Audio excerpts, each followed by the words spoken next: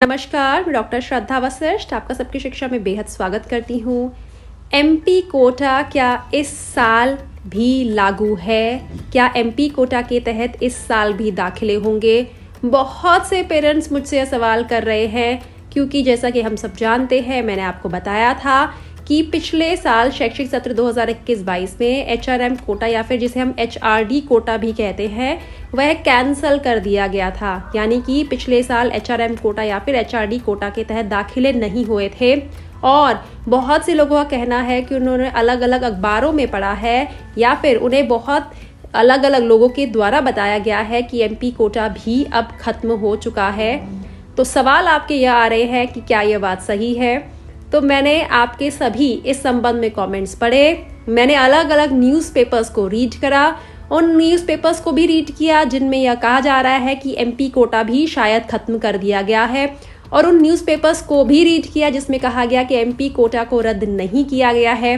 मैंने केंद्रीय विद्यालयों में भी जो टीचर्स कार्यरत हैं उनसे बात करी और अपनी इस खोजबीन के बाद, एक रिसर्च के बाद मैं इस निष्कर्ष पर पहुंची हूं जो आप सभी के साथ शेयर कर रही हूं कि इस साल एमपी कोटा के तहत दाखिले होंगे। जी हाँ, एमपी कोटा के तहत यानी कि सांसद कोटा के तहत इस साल दाखिले होंगे।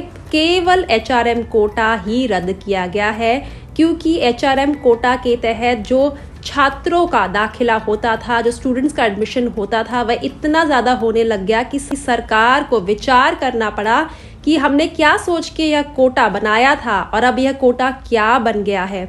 सरकार ने विचार किया, सरकार ने सोचा कि एचआरएम कोटा जिस लिए बनाया गया था वह पर्पस, वह उद्देश्य हल नहीं हो पा रहा है। जितनी सीट्स के लिए बनाया गया था, यह कहीं ज़्यादा सीटों पर एचआरएम कोटा के माध्यम से बच्चों को दाखिला हो रहा है।